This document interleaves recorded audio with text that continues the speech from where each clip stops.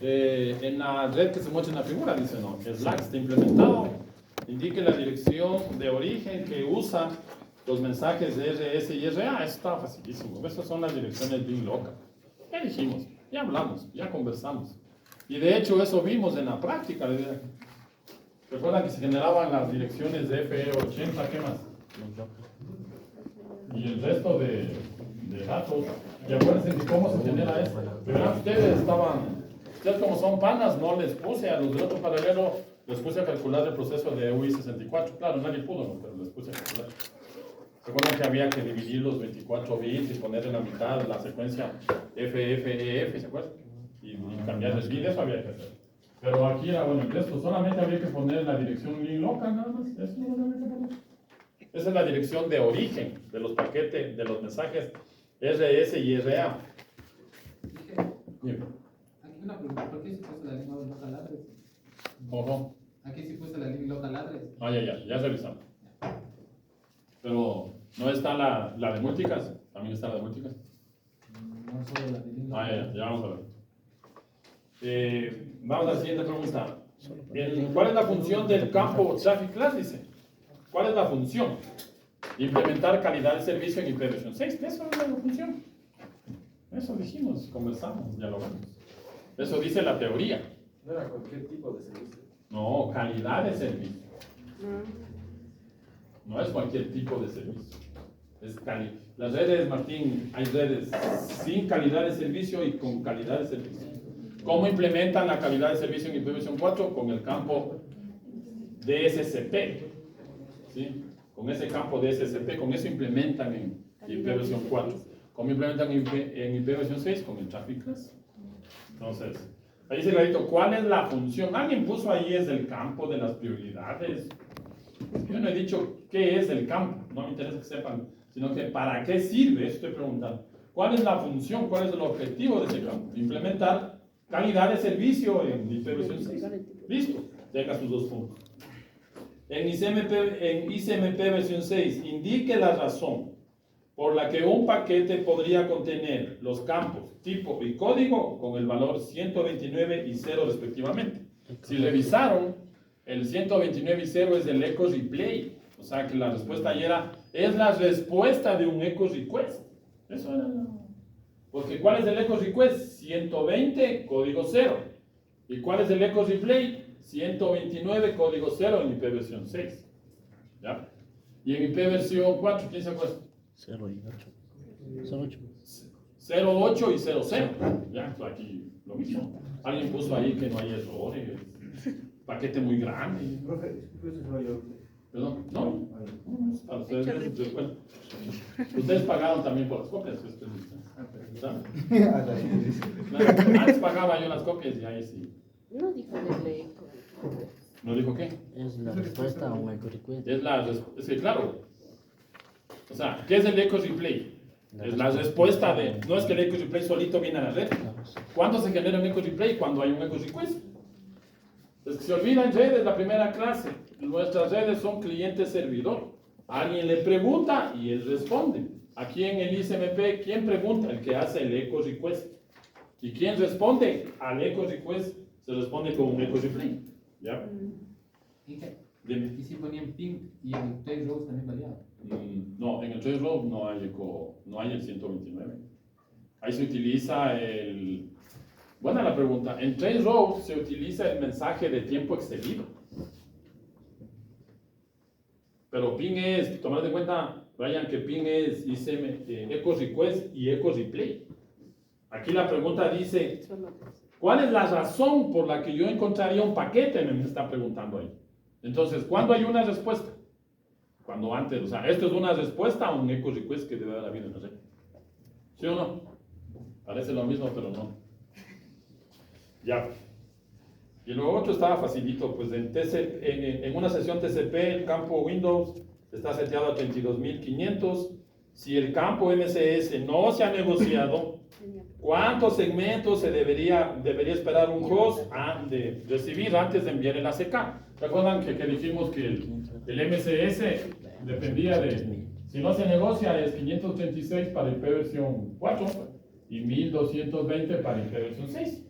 Entonces dividan 32.500 para 536, ¿cuánto sale?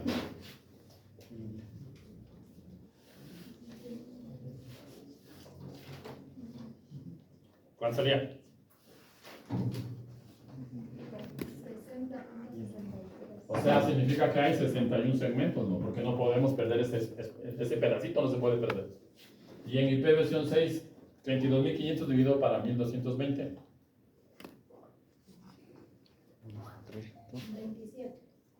27. 27. Cerrado. O sea, sale 26.60. Ah, ya, 27. Muy bien, bien. Eso es.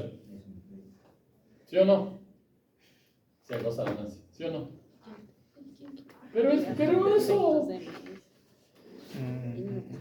había que hacer una división. Por eso ya que les dije que en redes las 4 operaciones y la tabla del 2, nada más. Eso necesito que sepan de alta matemática. Ya, ¿qué más? Para implementar un servicio seguro con HTTP versión 2, ese slash significa la versión 2, ¿o no? ¿Qué protocolos deben involucrarse? Hay 2 protocolos que se utilizan para dar seguridad. ¿Cuáles son? TLS o el protocolo SSL. La capa de seguridad del protocolo. Y está en la teoría. ¿Recuerdan? Ay, lo otro. Dice, en la red de la figura, desde R4 se ejecuta el siguiente comando. Y ahí está, desde el R4 ping a la dirección IP del router 1. ¿Ya? Repeat. ¿Se acuerdan? Ya ni siquiera debería decirles para qué sirve el repeat. Para saber cuántos mensajes envío. ¿Cuántos se envía? 980. ¿Ya? Y el tamaño es cuántos bytes yo envío en cada uno de los mensajes. ¿Sí o no? ¿Ya? Entonces, vamos a ver.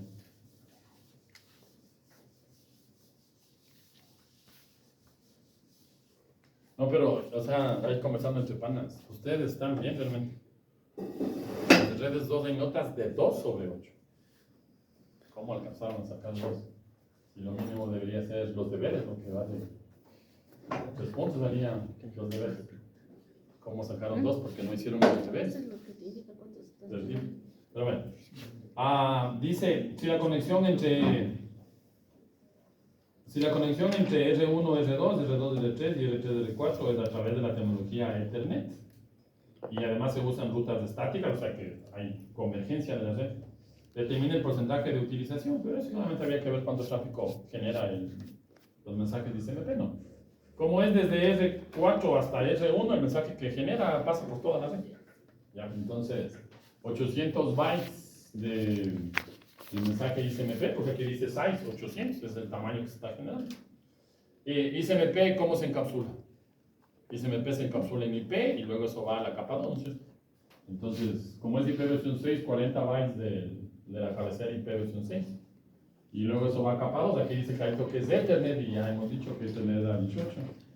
O sea, ¿cuántos bytes se generan en cada uno de los mensajes? 858 bytes, ¿no? ¿Sí o no, Mastín? ¿Cuánto sacaste ahí? No sé si está bien. Eso no había que hacer. Y multiplicar por 980. O sea, 858 por 980 y por 2. ¿Sí o no? ¿Cuánto sales? ¿Por qué por 2? Porque el mensaje ICMP request tiene un ICMP replay y el mensaje es del mismo tamaño. O sea, si yo envío 40 bytes, él me responde con 40 bytes. Y si yo le envío 10 veces, él me responde 10 veces. Por eso era por 2. ¿Cuánto salía eso?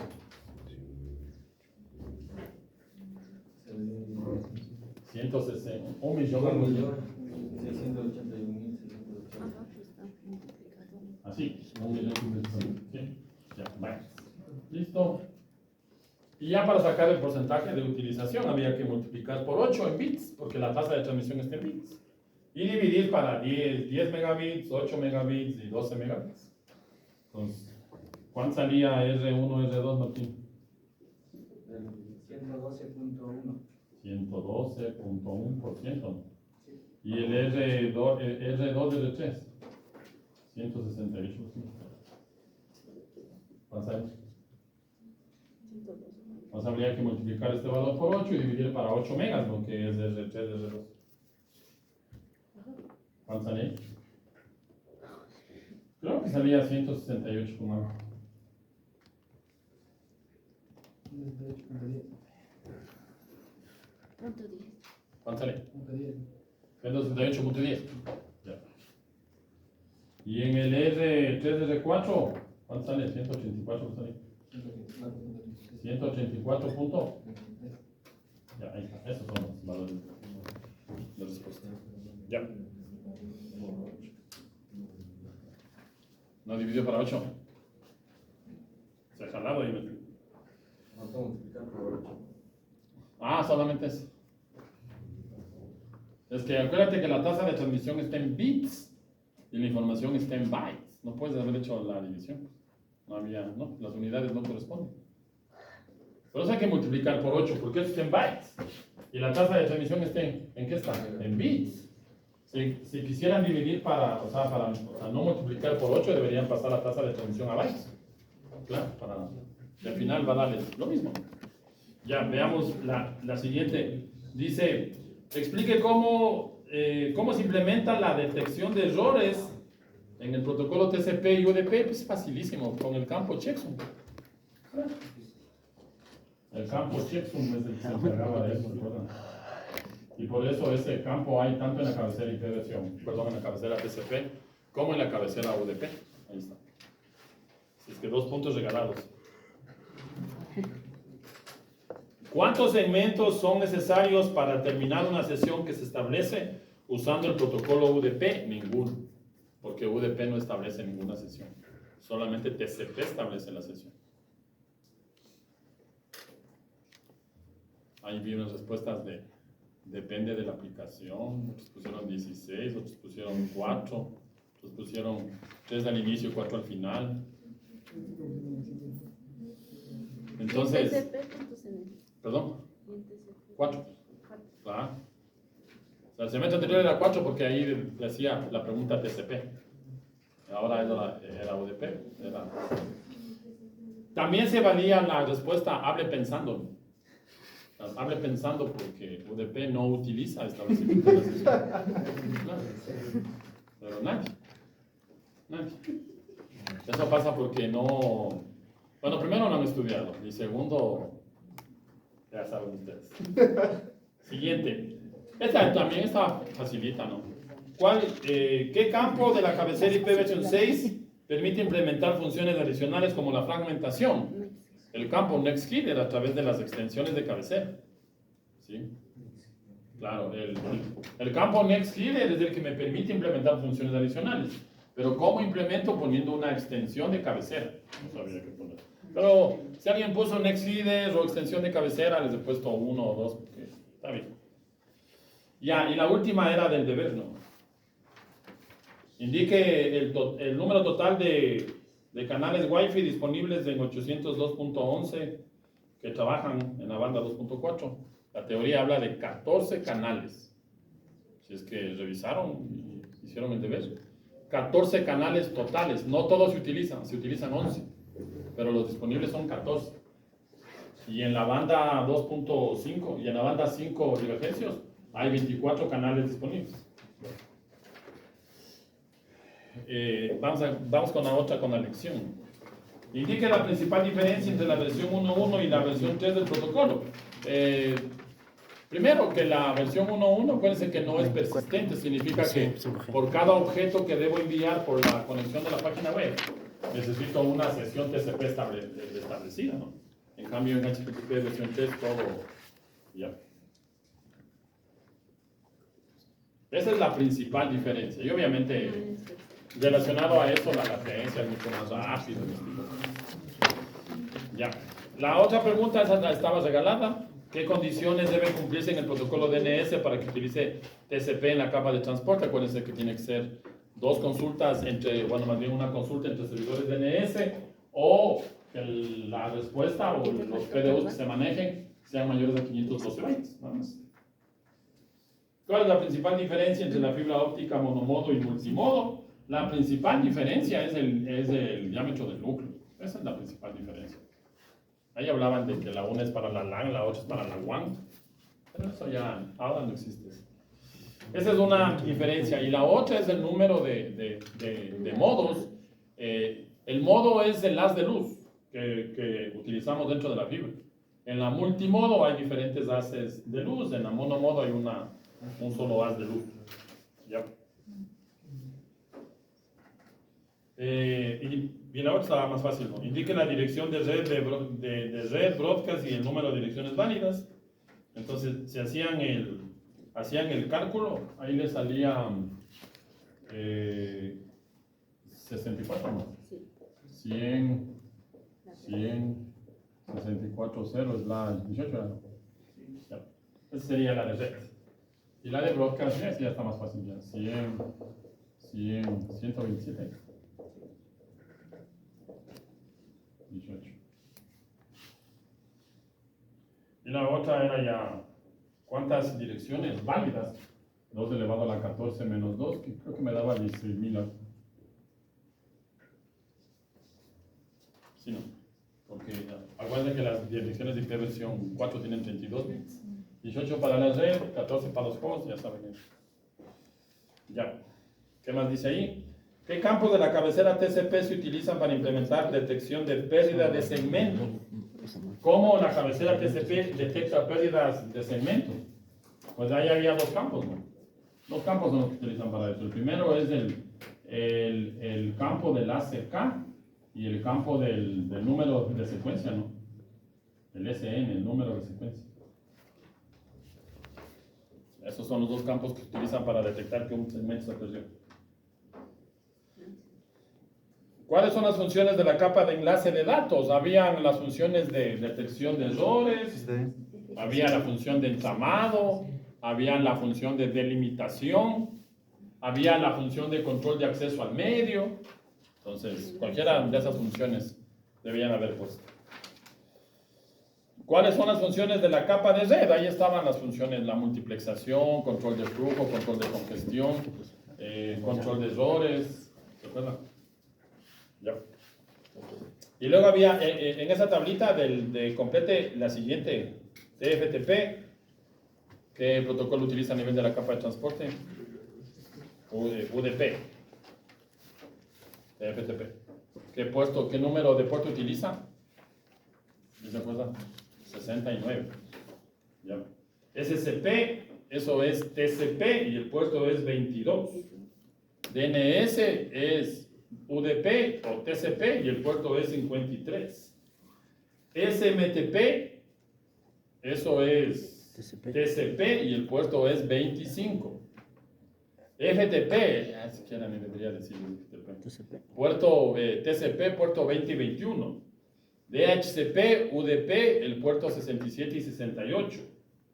SNMP, UDP, el puerto 161 y 162. Y el protocolo POP3, eso es TCP y el puerto es 110. ¿Ya? Y la última estaba... La última estaba más que regalada. Había que hacer VLC.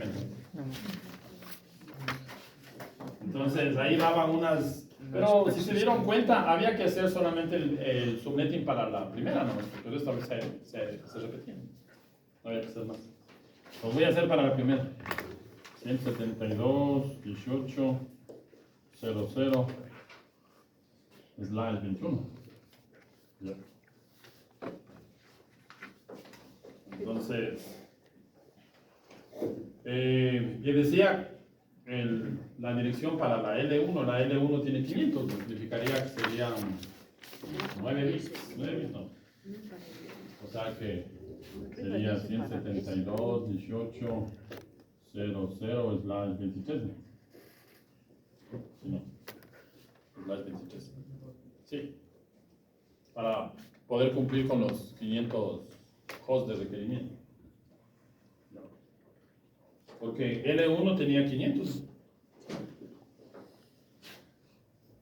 Ya. Luego estaba L3. L2 tenía 100. ¿Dónde estaba L3.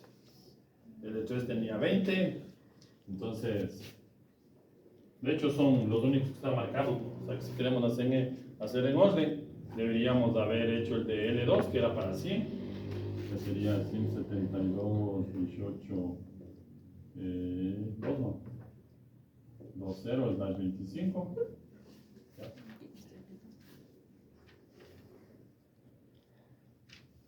Ese sería para el L2, y para el L3, como es de 20, debería ser la 172, 18, 2.128 slash 27. Sí. Esta sería para la L1, este sería para la L2 y este sería para la L3. Si lo hacemos en orden, si no lo hacen en orden, no hay problema, porque no era obligatorio hacer en orden. Si este era para el L3, era slash 27, ¿no? Vamos. Ya. Y luego era el S1, y el S1 había que ver podían hacer la siguiente tranquilamente, ¿no? Ya dijimos que eso no es que sea una regla que se tenga que hacer desde la última. 172, 18, 2.32, ¿no? Slash, ¿sí? Porque 27 son 22, 22. ¿Cierto? O se podría tomar la última. La última sería, si esto era un slash 21, la siguiente subred que no o sea, la red siguiente que no es parte del ejercicio sería la 172, 18, 21 sería 5, no, sería de 8 en 8, sería la 8.0, slash 21, ¿es cierto? Si fuera 21, ¿ya? O sea, esta sería otra subred. Si aquí para los enlaces quiero utilizar la última subred, la 30, debería utilizar la 172, 18, 7.252 es la 30, ¿no? Y de ahí para arriba, pero cualquiera de las dos opciones era válida. ¿Sí? Bueno, y repito, no importa si se continúa con la última que hicimos hacia adelante o si vemos la última y hacia atrás. No es una regla, o sea, pero se recomienda que se utilice desde la última. ¿Ya? Eso había que poner ahí. Y para el resto de las redes es lo mismo, porque es 172, 18, 00, 19. Para el de 500, ¿qué máscara necesitamos? La 23. O sea, se repetía la máscara. Claro. Para el otro prefijo 172, 18, 00, 20. Para esta red de 500, ¿qué máscara necesitamos? La 23. Por eso digo que había que hacer una sola vez y copiar. Nada más. Así es que parecía que eran 4 ejercicios, era uno solo, con 3 subredes, nada más. Por eso había que hacer. Listo, y ahí tenían su 12 y su 22. Casito le atino. Ya. ¿Preguntas? Bueno,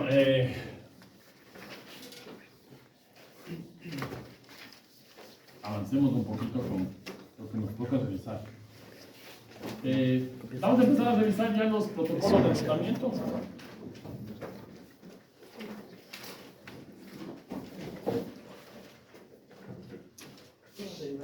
¿Sí? Pues ahora que ya tenemos una idea de cómo funciona el enrutamiento, también hemos visto que ya se nos vuelve bastante tedioso tener que configurar rutas estáticas en un escenario mediano. Peor aún en un escenario grande, imagínense. Imagínense en una red donde haya 20 routers nada más. Tener que configurar las rutas estáticas. Se vuelve bastante complejo. Entonces, ese no es el objetivo. De hecho, las rutas estáticas tienen un rango de utilización. Ya vamos a ver cuándo normalmente utilizamos. Generalmente cuando estamos trabajando en la red del cliente, ahí por lo general se utiliza una ruta estática. Cualquiera de los 4 tipos de rutas que ustedes ya conocen.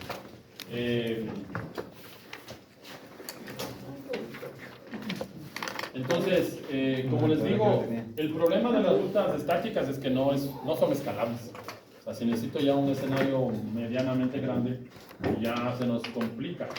Entonces, ¿cuál es la idea? Que ahora las rutas se aprendan de manera dinámica. ¿Y cómo los routers aprenden de manera dinámica? Utilizando protocolos de enrutamiento. Routing protocols o protocolos de enrutamiento. Los protocolos de enrutamiento están basados en algoritmos de enrutamiento. Entonces, en todo el mundo de las redes existen 4 algoritmos de enrutamiento. El primer algoritmo se llama vector distancia. Así es como se conoce el primer algoritmo, vector distancia. Basados en el vector distancia, hay 2 protocolos de enrutamiento que se han implementado, el protocolo RIP y el protocolo EIGRP. Y le voy a poner aquí un asterisco ahí. EIGRP es el protocolo propietario de Cisco, ¿no? Ya. Y les pongo un asterisco porque ya van a ver que EIGRP tiene su propio algoritmo de enrutamiento que está basado en vector distancia. El segundo algoritmo matemático de enrutamiento se conoce como estado del enlace. Estado del enlace. Ya. Link state. De hecho, ese es el que ustedes van a usar todo el tiempo. Es importante que se aprenda muy bien el algoritmo y obviamente los protocolos están basados en ese algoritmo. Basados en este algoritmo está el protocolo OSPF y está el protocolo AES. Esos son los 2 protocolos de enrutamiento que están basados o que se implementan utilizando el protocolo estado del enlace. Bien state. Ya. Luego está el protocolo de actualización difusa. Así es como se conoce. Actualización difusa. Algoritmo dual. Este es el algoritmo propietario de Cisco. ¿Ya? Y en este algoritmo está basado el protocolo de Cisco, el protocolo EIGRP. Pero como les decía hace un momentito, este protocolo, este algoritmo dual, tiene su base en el vector distancia. Entonces, ¿qué hizo la gente de Cisco? Tomó el algoritmo vector distancia, vio cuáles eran los inconvenientes que tenía el algoritmo, que vamos a analizar cuáles son los problemas, ¿ya? Y a partir de eso generó este algoritmo llamado dual, pero sigue siendo un vector distancia. De hecho, la gente habla de que es un vector distancia mejorado, pero sigue siendo vector distancia. Y ese es un problema gravísimo por el que ahora este protocolo no se utiliza, sobre todo en las redes de los proveedores de servicios, ¿ya? En la red de la CNT, en la red de Telconet, en la red de todos los proveedores de servicios del mundo, no se utiliza el protocolo EIGRP, ¿ya? ¿Y eso por qué pasa? Porque en las redes de los proveedores de servicios se ejecuta una tecnología llamada MPLS, que ya hemos de revisar el próximo semestre. Y para que funcione MPLS, uno de los servicios que brinda la red MPLS se conoce como ingeniería de tráfico. Y para poder hacer ingeniería de tráfico o para poder brindar el servicio de ingeniería de tráfico, es obligatorio tener en la red un protocolo de enrutamiento que tenga un mapa completo de la red, ¿ya?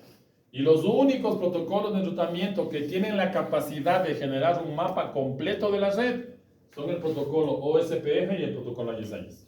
EIGRP no puede generar un mapa completo de la red. RIP no puede generar un mapa completo de la red. Y al no poder generar un mapa completo de la red, la tecnología MPLS no puede brindar todos los servicios. Es la razón por la que fundamentalmente no se utiliza. Aparte de que, claro, obviamente si quisiéramos usar EIGRP, la idea sería que toda la infraestructura sea Cisco. Entonces, en la actualidad eso no pasa. Siempre tenemos ambientes donde hay diferentes marcas de equipamiento. Y el último algoritmo se conoce como el algoritmo del vector de caminos. Ahí está. Ese es el último algoritmo de enrutamiento. Vector de caminos. Y basado en el algoritmo vector de caminos está el protocolo que en la actualidad es el que más se utiliza, conjuntamente con OSPF y AES, el protocolo BGP.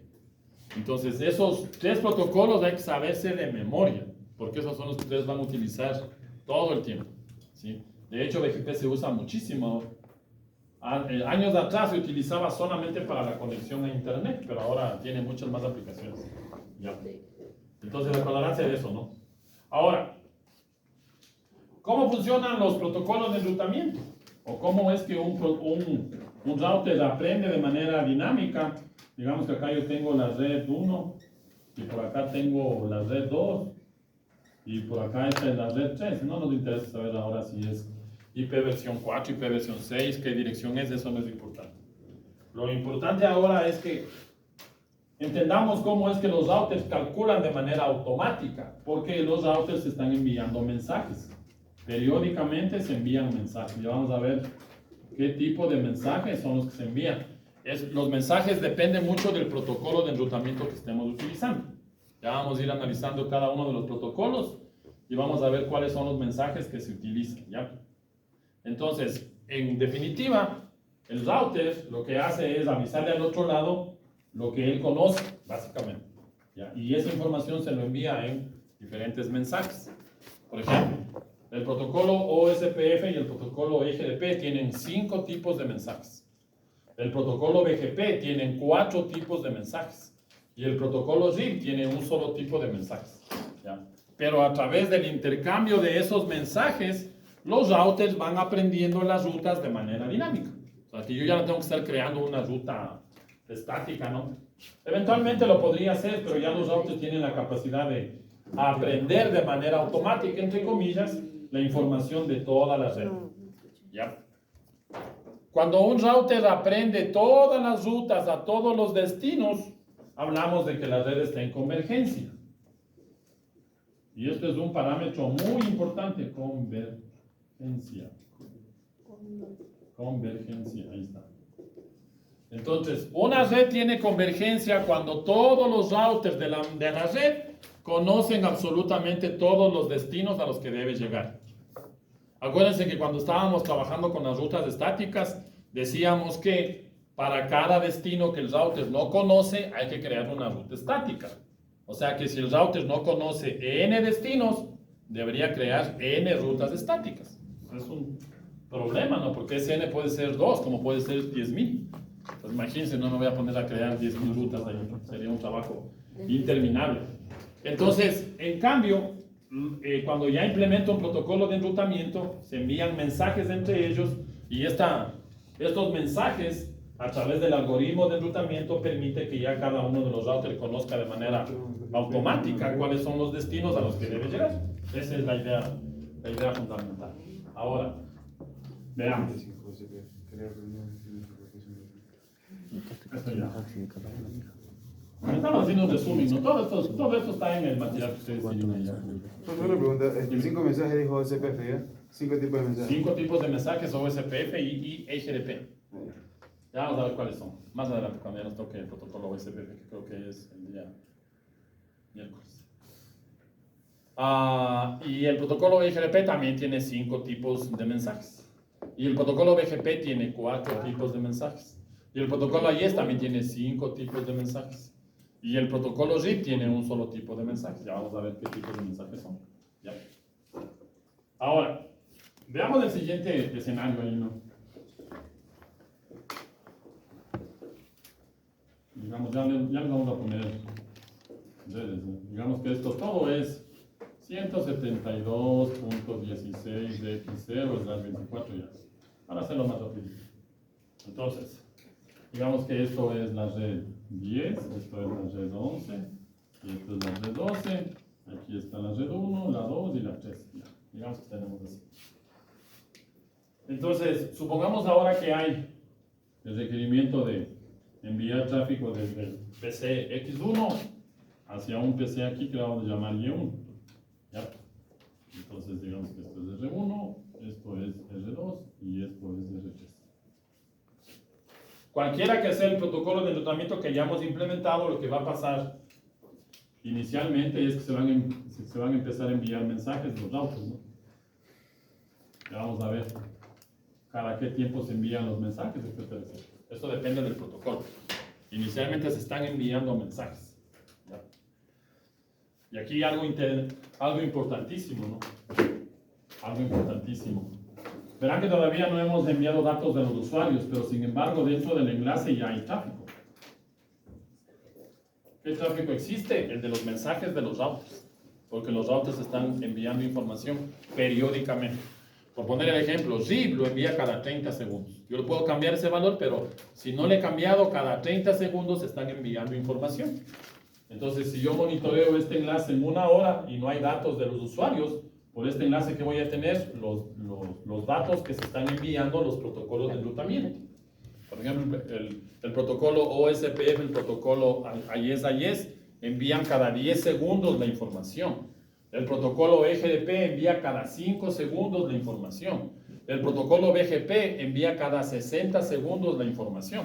O sea que cuando ya implemento protocolos de enrutamiento, sobre mi enlace voy a tener tráfico.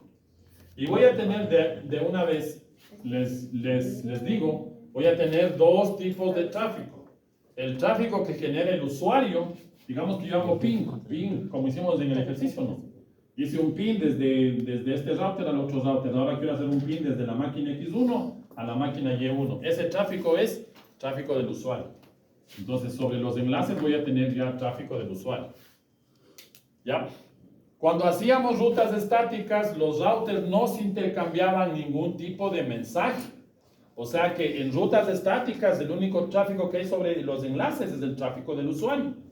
Pero cuando implemento protocolos de enrutamiento ya tengo el tráfico del usuario y el tráfico que generan los routers cuando se están enviando los mensajes.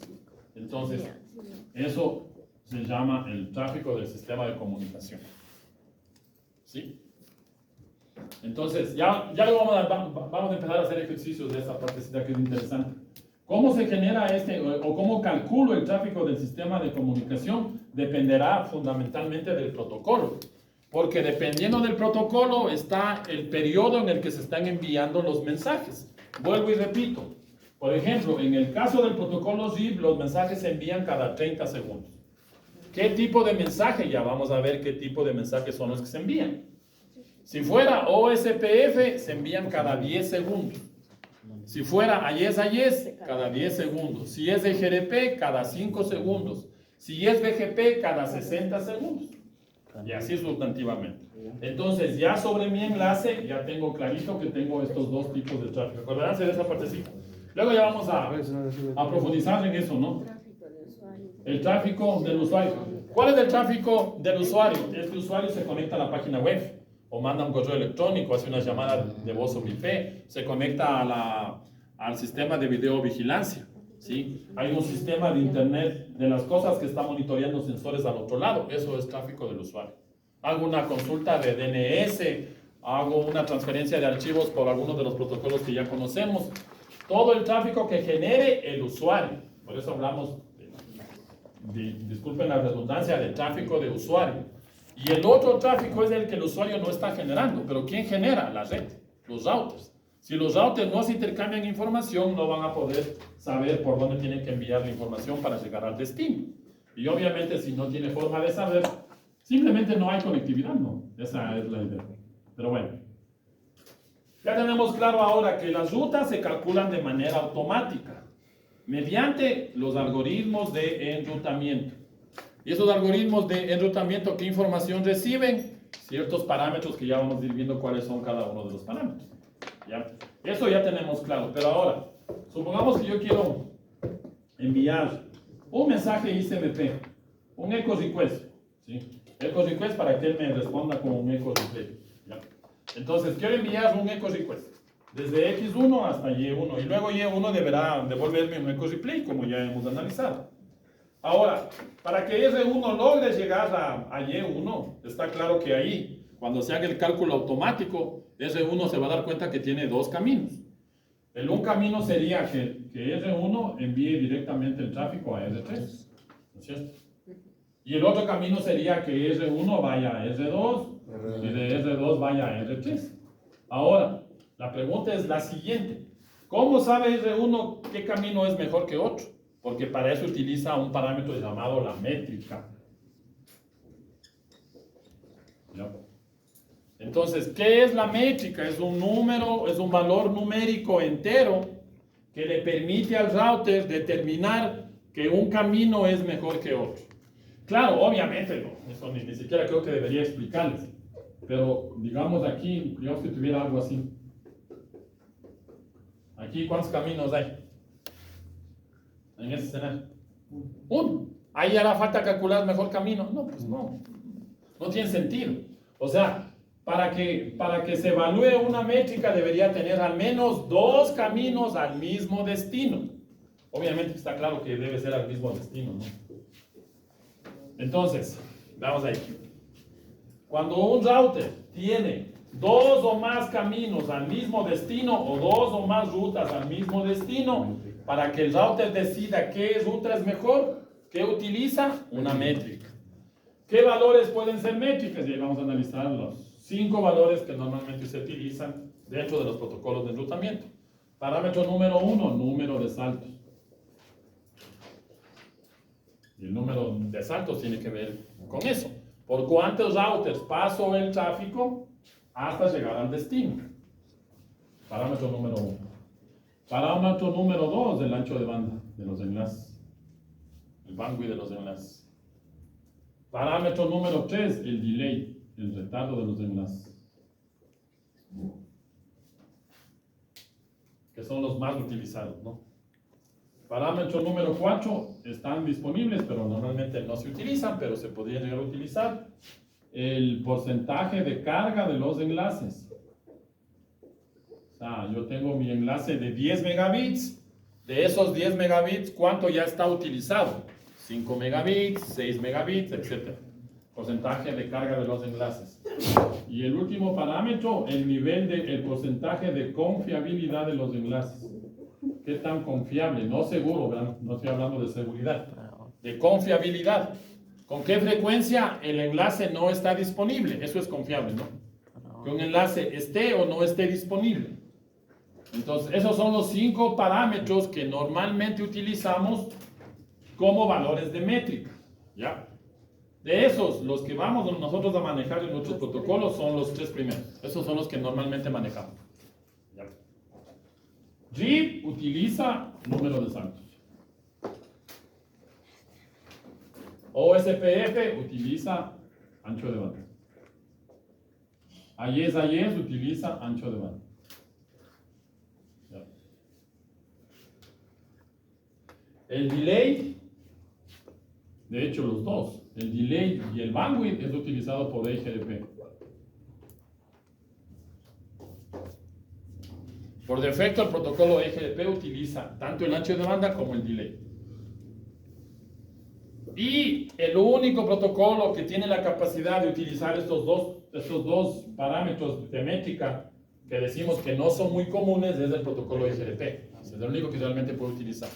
O sea, están definidos ahí, pero solamente EIGRP podría utilizar el porcentaje de carga de los enlaces y el porcentaje de confiabilidad.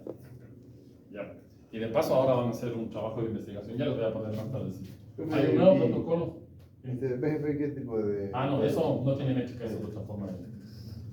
Buena la pregunta. El protocolo BGP no tiene métrica. No tiene métrica. Los únicos protocolos que tienen métrica son estos de... Ya vamos a ver por qué.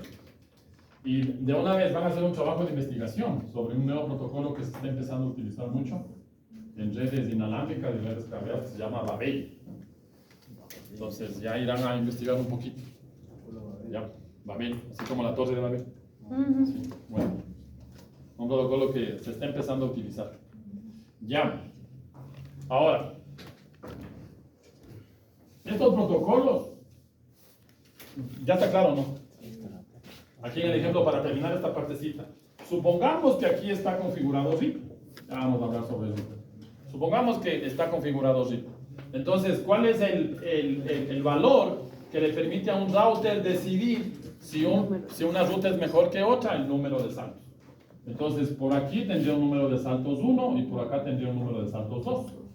¿Sí? Es el número de router por el que pasa el paquete. Entonces, para el protocolo RIP, ¿cuál es mejor métrica? El de menor número de saltos. Siempre se utiliza la menor métrica. Acordaránse de eso. Siempre utilizamos la menor métrica. Entonces, el router 1 debería empezar a pasar tráfico por aquí. Debería empezar a pasar tráfico por ahí. Y ya que estamos en esto, de una vez, entremos a lo que a algunos no les gusta. La verdad que a mí me encanta. Balanceo de carga. Digamos que tengamos el siguiente enlace. ¿Ya? R1, R2, R3 y R4. Y digamos que yo necesito pasar el tráfico de aquí, X1, hasta acá, X2. ¿Ya? Digamos que es RIP, protocolo de número de saltos. Entonces, dijimos que si hay dos o más caminos para llegar al mismo destino, Que tenga menos alto. debería tomar el de menor métrica, ¿no? En este caso, está claro que por este lado, Dos. la métrica vale 2. Lo mismo. Y por este lado, la métrica vale 2. ¿Qué pasa cuando un router que tiene implementado un protocolo de enrutamiento encuentra dos rutas al mismo destino con la misma métrica? Hace SMP. Múltiples caminos de costos iguales. Balanceo de carga. Balanceo de carga. ¿Ya? Ahora, ¿cómo se hace el balanceo de carga? Depende. En Cisco se hace por dirección de destino.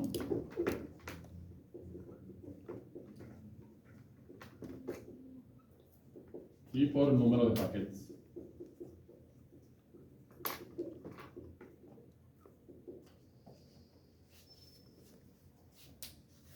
Que de hecho esa es la forma como normalmente hacen el resto de fabricantes. Hace balanceo de carga basado en la dirección de destino y basado en número de paquetes. Pues veamos cómo funciona eso. Supongamos que aquí no tengo una... De una vez vamos ahí viendo si nos salen algunas expresiones matemáticas chéveres. Ya, digamos que tengo dos. Acá tengo una computadora X1 y acá vamos a ponerle X21 y X22. ¿Ya? Para saber que está dentro de la misma red, obviamente.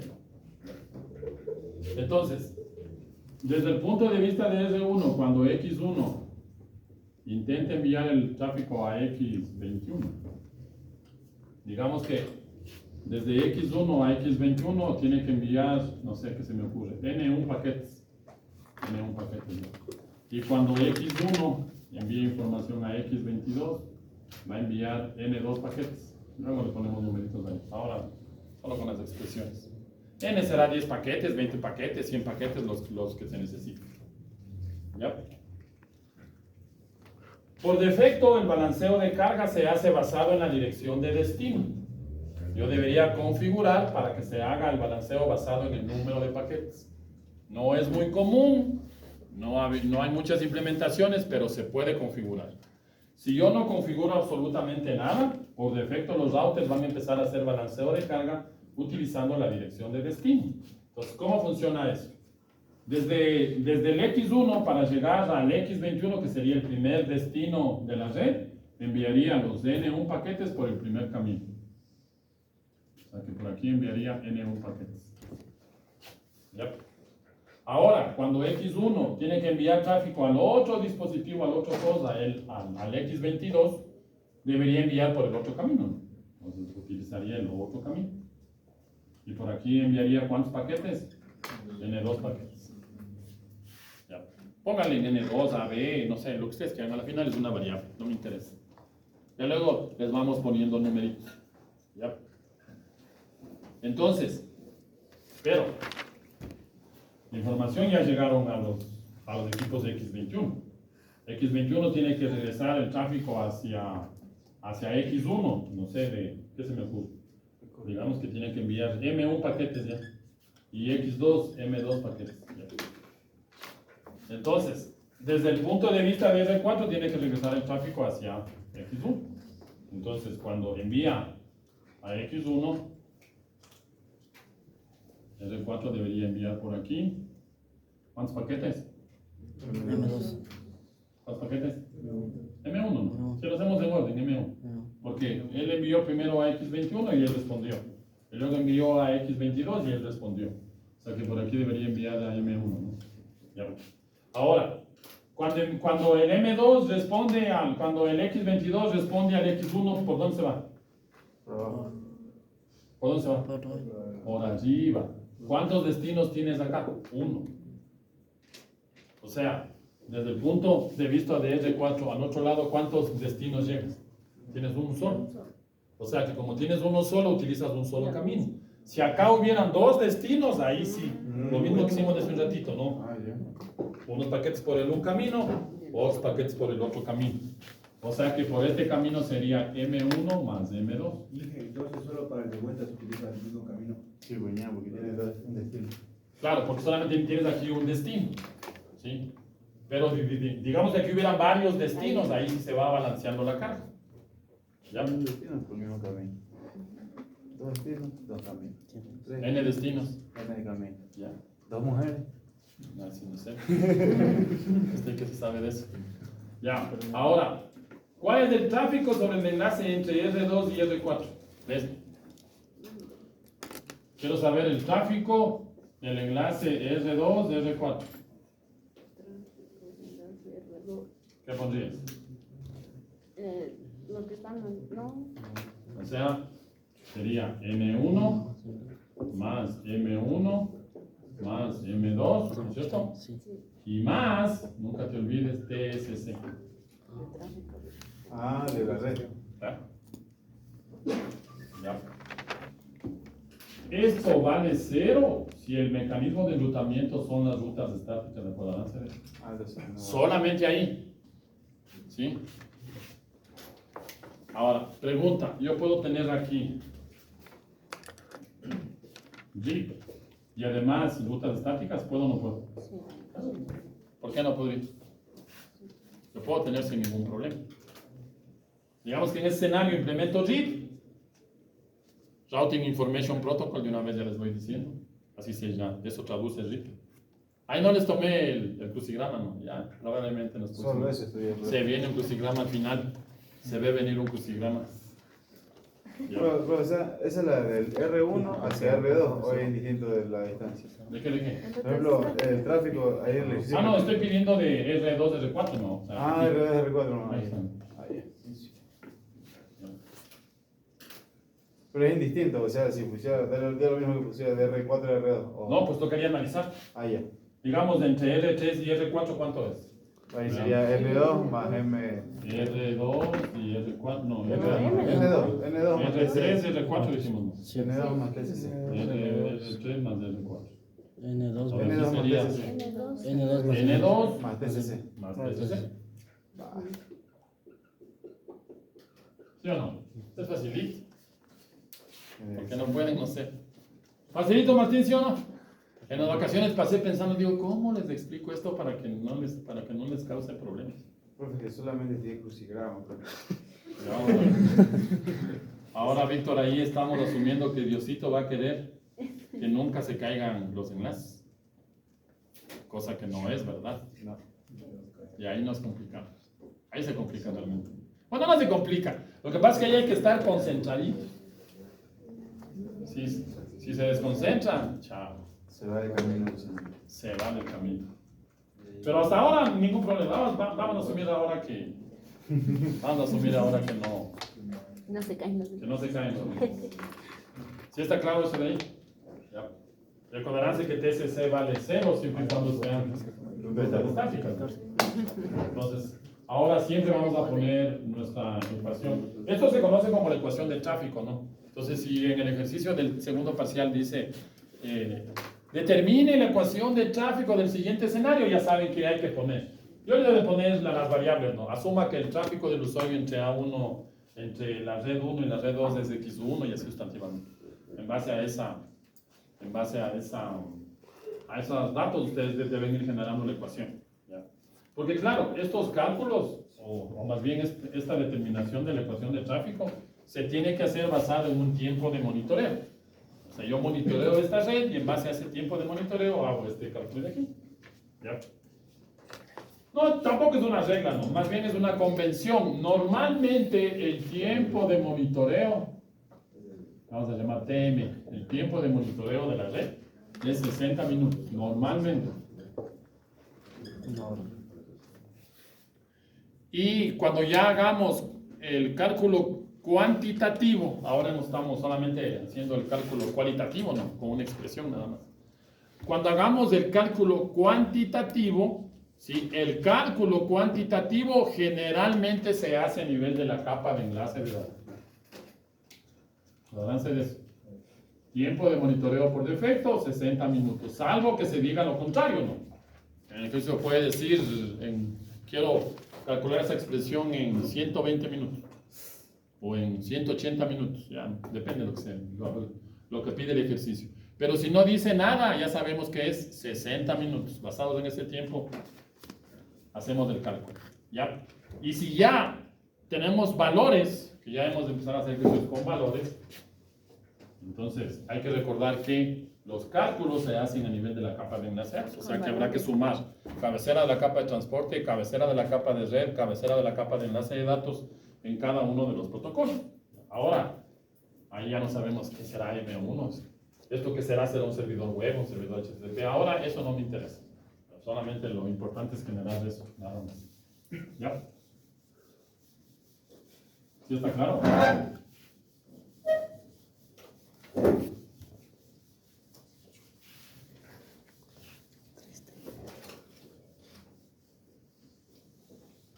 ¿Preguntas? Ahora,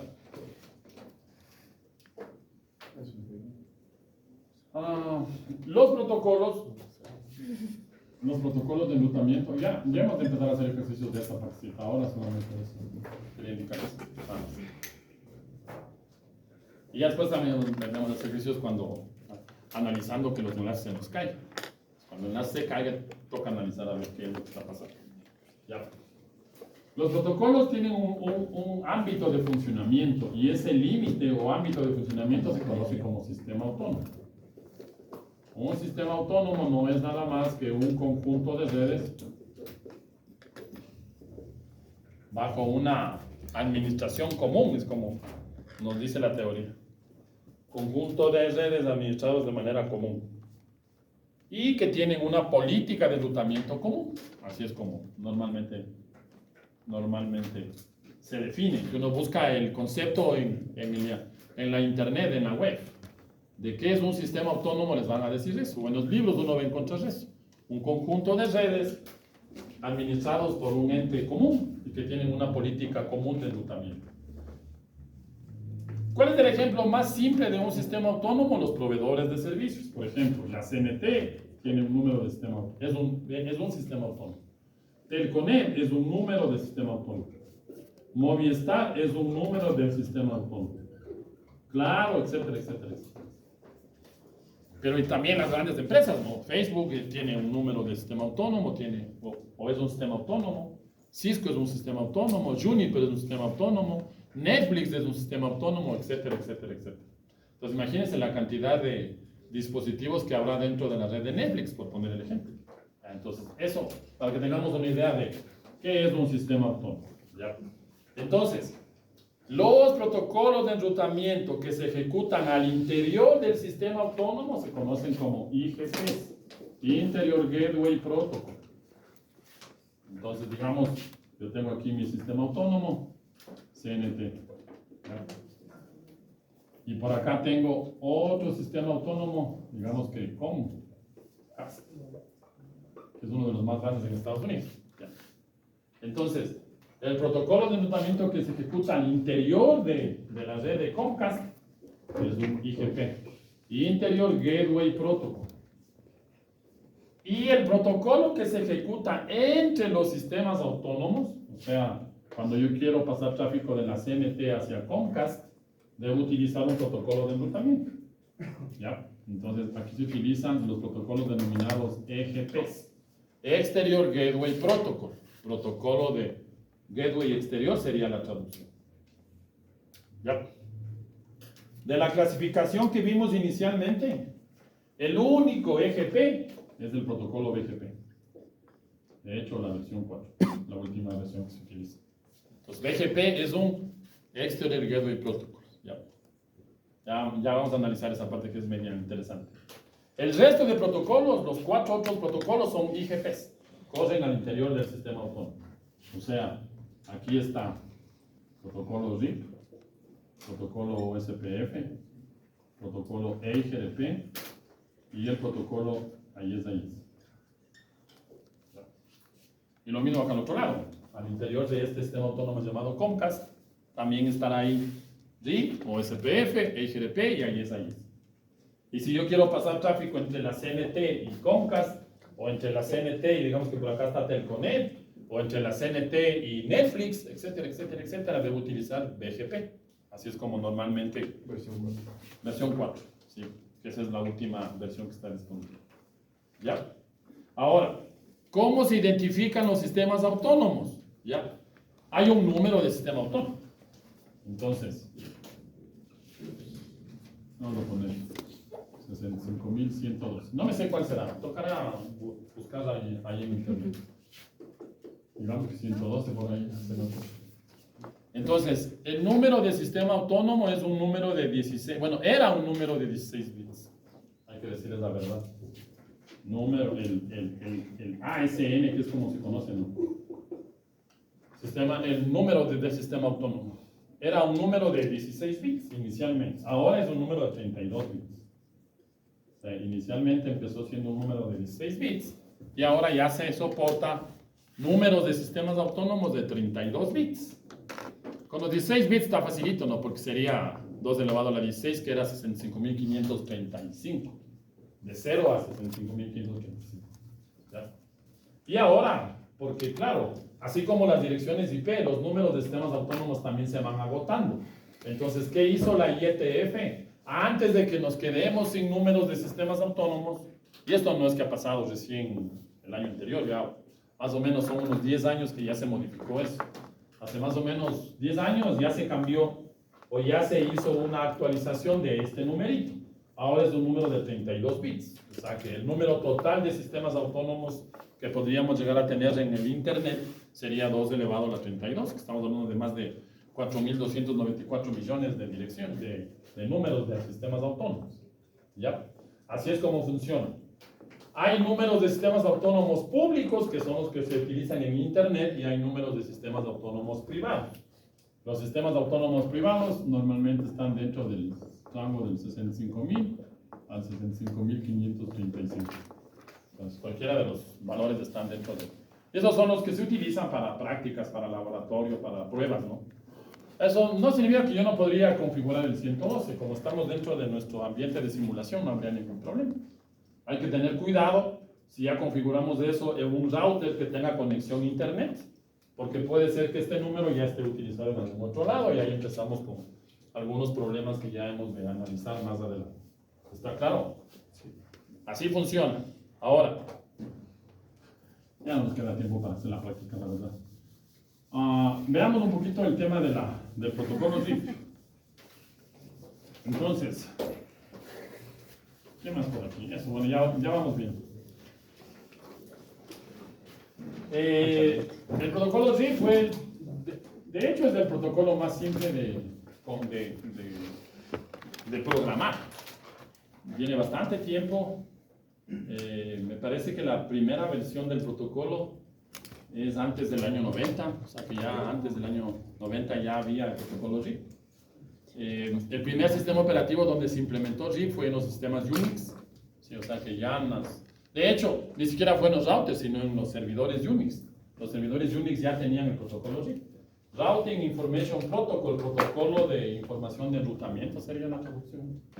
Ya, entonces hay 3 versiones, ya ni siquiera debería decirse. La versión 1, la versión 2 y la versión Next Generation. ¿Ya? La versión Next Generation es la que utilizamos con IP versión 6. Esta es la que utilizamos con IP versión 6. Y la versión 1 y la versión 2 son las que se utilizan con IP versión 4. ¿Ya? De esas versiones, la versión más obsoleta es la versión 1. Esa es la que, de preferencia, no la utilice. De hecho, en honor a la verdad, el protocolo RIP realmente no se utiliza. Ya vamos a ver cuáles son las desventajas del protocolo. O sea, está bien para entender cómo funciona, pero al menos de mi pequeña experiencia profesional, nunca he tenido la necesidad de implementar RIP. Porque para implementar RIP, implemento USPF, que es mejor, que mucho más adecuado en cuanto al rendimiento de la red. Entonces, pero de pronto, si por alguna situación el cliente le dice al ingeniero Martín, a mí me configura RIP porque si no, no le pago, ya te toca configurar RIP. Pero claro, ustedes como ingenieros siempre recuerden las ventajas y desventajas de lo que van haciendo. Entonces, como protocolo de enrutamiento, el protocolo RIP es el que tiene más desventajas. ¿Ya? Entonces, veamos ahí. Una de las primeras desventajas o una de las primeras características del protocolo es que los tiempos de convergencia son muy altos. ¿Recuerdan el término convergencia? La convergencia era cuando todos los routers de la red ya saben cómo llegar a todos los destinos. Entonces, de todos los protocolos, el protocolo que mayor tiempo de convergencia tiene es el protocolo RIP. Entonces, tiempo de convergencia. ¿Por qué? Porque funciona de la siguiente manera. Digamos que tengo aquí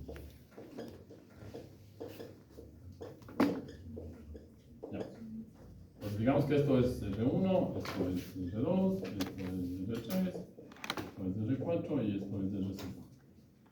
Entonces, recuerden que yo les dije que los routers, cuando se implementa un protocolo de enrutamiento, se envían mensajes. Entonces, R1 le envía un mensaje a R2. Ese mensaje lo envía cada 30 segundos. Ahora, para que R2 le envíe el mensaje a R3 de lo que aprendió de R1, tiene que esperar 30 segundos a que le llegue el mensaje anterior, si no, no puede obviamente enviar. O sea que acá será otros 30 segundos. Para que R3 le enseñe o le envíe el mensaje a R4 de la información que aprendió de R2 y que R2 aprendió de R1, tendría que esperar otros 30 segundos. ¿Ya? Y así no, para que R5 aprenda la información o reciba el mensaje, otros 30 segundos. Entonces vean, solamente ahí nada más. Solamente en esa red lineal donde hay 5 routers, para que el R5 aprenda la información del R1, vamos a suponer que aquí está la 162, 16, 20, 0, 24, por poner el ejemplo. En el primer mensaje, R1 le enseñó a R2 esta información. En el segundo mensaje, R2 le enseñó a R3 esta información. En el tercer mensaje, R3 le enseñó a R4 esta información. Y en el cuarto mensaje, recién R5 aprendió esa red. ¿Cuánto tiempo tuvo que pasar? 120 segundos. Y ahora, con 4 routers. Imagínense con 50 routers. Sentados medio día ahí tomando café esperando que los routers aprendan. El tiempo de convergencia en este escenario, 30 segundos. Los que diseñaron el protocolo se dieron cuenta... 120, ¿no? Ah, eso sí, 120. La sumatoria, ¿no? Entonces, los que diseñaron el protocolo se dieron cuenta de que obviamente, claro, 1990 a 120 segundos, una maravilla. Claro, imagínense hace 40 años atrás. Que el router solito ya aprenda y que solamente se demore apenas 2 minutos en llegar la información. Una maravilla. Ahora, obviamente, eso es imposible que nosotros tengamos esos tiempos de la red. Entonces, ¿qué es lo que hicieron? Algunas cuestiones como ponerle un límite al número máximo de saltos que podría dar un paquete dentro del protocolo RIP. Y el número máximo de saltos es 15. O sea que ahí ya está nuestra primera dificultad. Yo no puedo implementar RIP en una red cuyo paquete esté por más de 15 saltos. Ya, o sea, si es que hay la necesidad de tener 16 saltos, RIP no funciona. El salto número 16 es un salto infinito, red inalcanzable. Si es que yo tuviera una red al salto 16, el protocolo RIP lo va a marcar como inalcanzable, porque se rompe la funcionalidad del protocolo. ¿Ya? Entonces eso realmente es un problema. ¿Qué ventaja tiene? La ventaja que tiene es que es muy fácil de implementar. Acuérdense que está basado en vector distancia. el protocolo, los matemáticos que desarrollaron el algoritmo, ustedes pueden encontrar esto en la documentación, Bellman-Ford. Entonces, cuando hablemos del algoritmo Bellman-Ford, estamos hablando del algoritmo de vector distancia. ¿Ya? El algoritmo de vector distancia, nada más. Ahora, todos los protocolos de enrutamiento tienen una preferencia de ruta. ¿Se acuerdan que ya comenzamos de la preferencia de ruta cuando hicimos rutas flotantes? Y de hecho, para crear una ruta flotante, lo que hacíamos era modificar la preferencia de ruta de la ruta que yo quería que esté como backup. ¿Ya? El protocolo ZIP tiene una preferencia de ruta o una distancia administrativa. En Cisco vale 120. ¿Por qué aclaro en Cisco? Porque este valor no es estándar. Tocaría buscar en Juniper, tocaría buscar en Huawei, ya vamos a ir viendo ahí. Tocaría buscar en BIOS, creo que en BIOS también es 120. Ya mañana que hacemos la práctica, revisamos si la distancia administrativa es 120. Este valor de distancia administrativa no es estándar. Cada fabricante tiene sus propios valores de distancia administrativa. Acordaránse de esa partecita. ¿Ya? Entonces, mañana vemos ahí, cuando hagamos el escenario con el equipo HTC y con el equipo BIOS, vamos viendo ahí cómo es que funciona. ¿Ya? ¿Qué más? Por ahí, características. Soporta VLCM. La versión 1 no soportaba VLCM, solamente soportaba subnetting. La versión 2 ya soporta VLCM. O sea, ¿qué significa el VLCM? Significa que se puede tener diferentes máscaras de subred. Eso es VLCM. ¿Ya? ¿Qué más? Soporta también autenticación. O sea, antes de enviar los mensajes, se pueden los routers autenticarse. Si primero se autentican los routers y ahí se comienza a enviar la información. ¿Ya? Para la autenticación se pueden utilizar dos esquemas. Lo primero es una clave en texto plano. Ya no tiene mucho de clave, ¿no? Porque eso se puede ver fácilmente. O sea, si yo escribo la clave en texto plano, obviamente eso podría ser susceptible de un ataque. Y la otra es utilizar un hash basados en el algoritmo MD5. Entonces, mediante las dos técnicas yo puedo hacer autenticación. ¿Eso qué significa?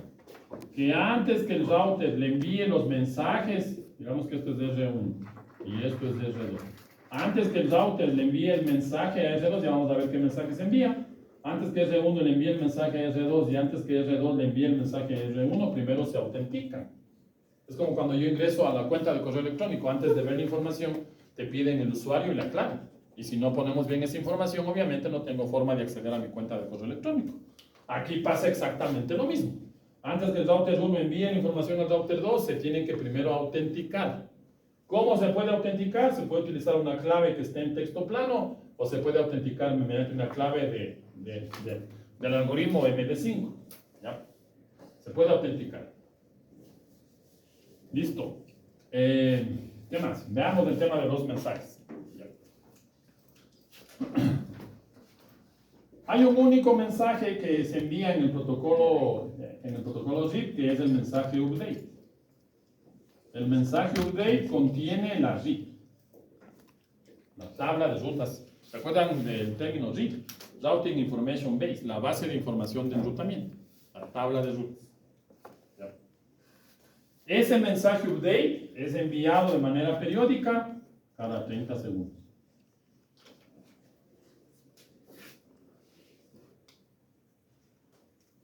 El mensaje update se encapsula en el protocolo UDP, en el puerto 520. Mañana vemos ahí, ¿no? Cuando hagamos ya la práctica y vemos que se comienzan a intercambiar información. Vamos a ver.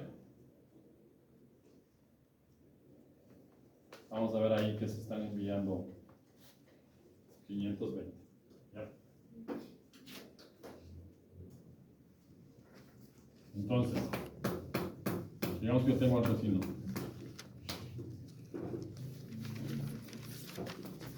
El ya que me lo tabla de rutas. Y entonces, cuando él envía el mensaje acá, acuérdense que la tabla de rutas se encapsula en este protocolo. O sea, digamos que el R1 tiene que enviar a R2, o R1 tiene una tabla de rutas de una RIF de, no sé, 100 bytes. Ya. Y el R2 tiene una RIF, una tabla de rutas de 200 bytes. Voy a poner el ejemplo. ¿Ya? Entonces, R1 tendrá que enviarle a R2 el mensaje update. Y ya sabemos que al final el mensaje update no es nada más que la tabla de rutas. ¿Ya? R2 tendrá que enviar también a R1 su mensaje update. ¿Qué viene en el mensaje update? La tabla de rutas.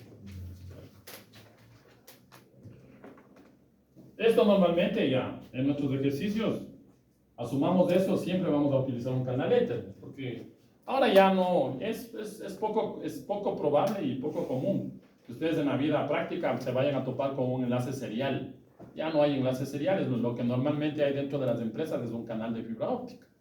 Y el canal de fibra óptica llega a un puerto Ethernet. O sea que a nivel de capa 2 lo que tenemos ahí no es nada más que una conexión Ethernet. ¿Ya? Entonces, si es que esto de aquí es Ethernet como normalmente es, y el router 1 tiene que enviar a R2 un mensaje update, la pregunta es, ¿cuál es el tamaño del mensaje update? Voy a ponerle aquí la variable t, update. Entonces veamos, ¿no?, cuál es el tamaño del mensaje update. Si la RIF es de 100 bytes, sería los 100 bytes de la RIF más, como se encapsula en UDP, ¿cuánto vale UDP? 8 bytes, ¿no? ¿Recuerdan? La cabecera de UDP es 8 bytes. De la capa de transporte uno tiene que bajar a la capa de red. Si esto es versión 2, estamos hablando que es para IP versión 4. Esto ya ni siquiera hay que preguntar. Si el ejercicio dice está instalado o está configurado RIF versión 2, ya saben que versión 2 es con IP versión 4. Y si está instalado RIF Next Generation, ya saben que es con IP versión 6. Entonces, como yo siempre digo, hay preguntas que no se preguntan. Ya sabemos. Acordaránse, versión 2, IP versión 4. RIF NG, IP versión 6. Entonces, esto sería más 20, ¿no? Y más 18. Entonces, ¿cuál es el tamaño del mensaje update a nivel de la capa de enlace de datos? Que es como normalmente calculamos. Estaríamos hablando de 146 bytes. ¿Ya? El tamaño del mensaje update desde R1 a R2. ¿Y el tamaño del mensaje update desde R2 a R1? Lo mismo. 246, ¿no? Ya ni siquiera debería calcular. 246 bytes. Porque habría que sumar 200, eso se encapsula en UDP, 8 bytes de UDP, eso va a la cabecera IP, versión 4, porque estamos hablando de la versión 2 del protocolo RIF. ¿Ya? 8 más 20, 28, y más 18 bytes de la cabecera Ethernet, 46, más 200, 246. ¿Ya? Digamos que quiero determinar el tráfico sobre el enlace R1, R2 en 30 minutos. ¿Cuánto sería?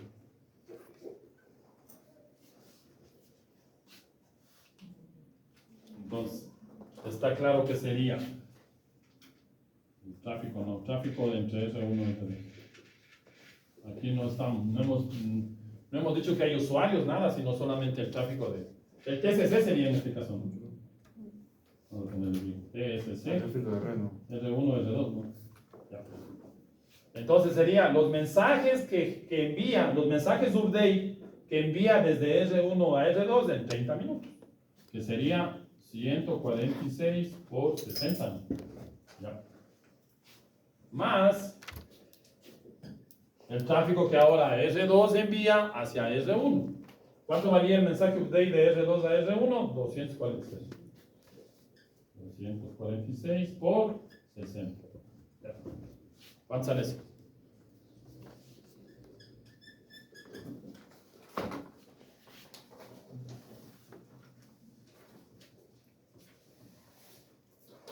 $23.520. 23.500.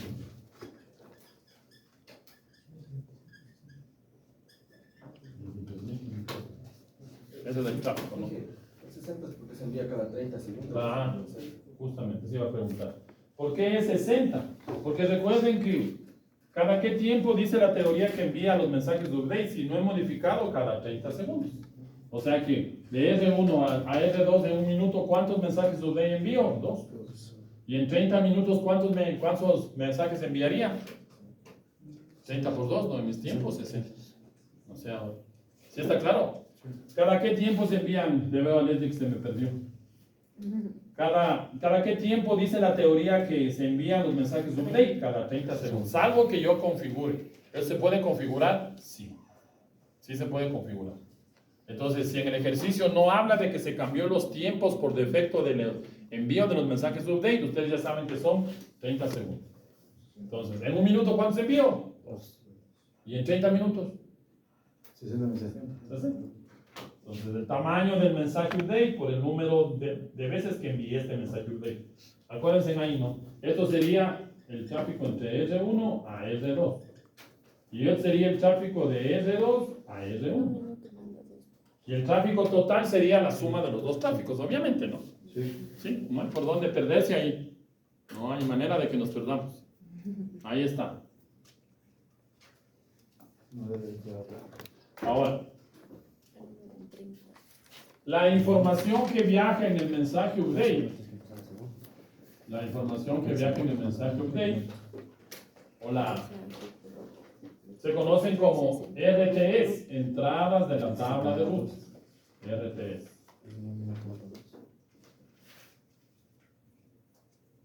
Cada RTE tiene un tamaño de 20 bytes.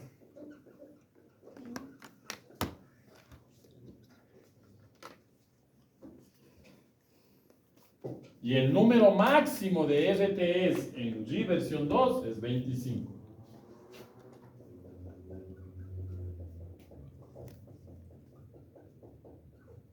No puedo tener más de 25 RTEs. ¿Qué son los RTEs? Las entradas de la tabla de rutas. ¿Y qué va en la tabla de rutas? Las redes a las que deseo llegar. ¿Ya? Entonces, digamos que este router tuviera, no sé qué se me ocurre, 5 redes ya directamente conectadas. Esa información de cada red para RIP se conoce como RTE. ¿Sí? O sea, cada una de las redes directamente conectadas se conocen como RTEs. Ese también se llama RTE. Entonces, cuando R1 le envía a R2 el mensaje update, ese mensaje update, ¿cuántas entradas tiene? El número de las RTEs de las conexiones que él tiene. O sea, sería 1, 2, 3, 4, 5 y 6. 6 RTEs. Ya. En la teoría está, aunque mañana vamos a ver un poquito esa parte, en la teoría está qué campos componen cada una de las entradas del RTE. ¿Sí?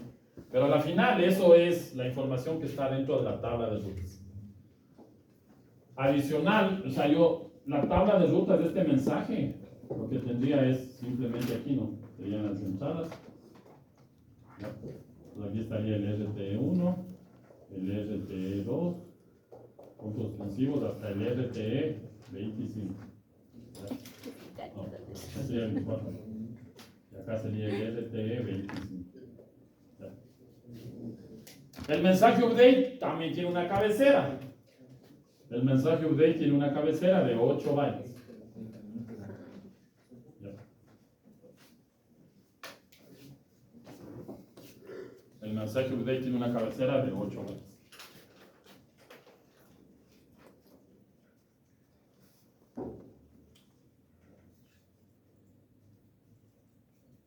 Ahora, ¿qué pasaría, por ejemplo? Acordarán que el número máximo es 25 RTEs. Yo no podría enviar más de 25 RTEs. Entonces, analicemos lo siguiente.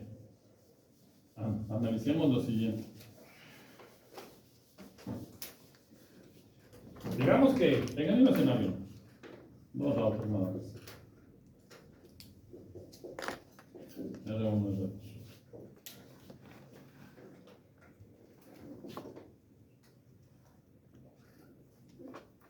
Digamos que R1 necesita enviar a R2 36 RTEs. Y R2 necesita enviar 20 RTEs. ¿Ya? Pregunta. ¿Cuál es el número de mensajes update en el enlace R1, R2 en 60 minutos.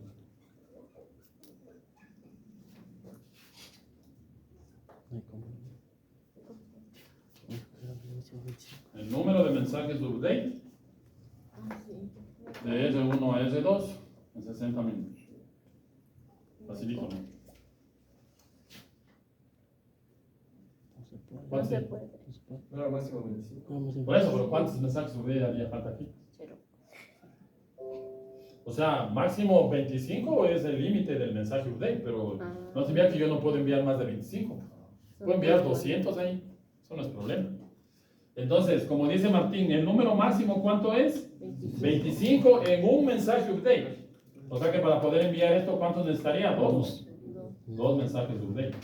Acá, ¿cuántos mensajes tendríamos? Uno, porque tengo 20 LTS y el máximo es 25. O sea que aquí, 21 mensaje update. ¿Ya? Entonces, en 60 minutos de aquí para acá, ¿cuántos enviamos? 120, ¿no? 120, ¿no? Mensajes. 120 mensajes, está claro, porque se envía cada 30 segundos. Sí. En 60 minutos, 120. 120 por 2, 240. ¿No es cierto? Porque son dos Sí, mensajes, no se envía uno solo, se envían dos mensajes. ¿Y de aquí para acá cuántos hay? 120. Entonces, ¿cuántos hay en el enlace entre R1 y R2 en 60 minutos? Según ese análisis, 360 mensajes por día. Bien, bien. ¿Está claro? Ya. Sí, ¿Cómo sacó el 120 primerito? el de aquí. Porque son cada 30 segundos que estamos diciendo 60 minutos. No. Pregunten, ahora pregunten. El día del examen, no sé qué me pasa, pero siempre me olvido. Lo que no dije. Sí, Digo, me sé que saqué. será 25 años dando la materia y llega el día del examen y me pongo en blanco. Lo que yo una No sé salida. nada, ahí sí, no sé. No, ya, verá cuando me acerque y le diga, seguro Víctor, ya sabe que está mal.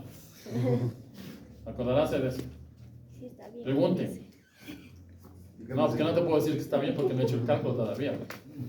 Claro, pero ya veo el Pero ya ve que procedimiento. está Ah, bien. sí estás viendo. No te salió del camino. No te salgas del camino. Preguntas. ¿Cómo son los UP? Pregunten. ¿Sí está claro? Ahora sí, Pues sí, que te lo perdón, tal vez. Facilísimo. Facilísimo. No hay por dónde perderse. Ya. ¿Listo, chicos? Ahora nos quedamos ahí. Si no, se van a seguir durmiendo. No vale. Eso tienen que aprender fresquito. 120 Venganse pegando un manito a las dos para que estén lechuguitas ahí. Si no, se van a dormir. Se duermen en una clase de estas. Gracias, señores. Dile bye. Siga participando. Verán que hemos hecho solo con 2 routers, ¿no? El ejercicio tiene como 10 routers, pero el ejercicio tiene... Claro, pero lo que funciona para 2 routers funciona para 20.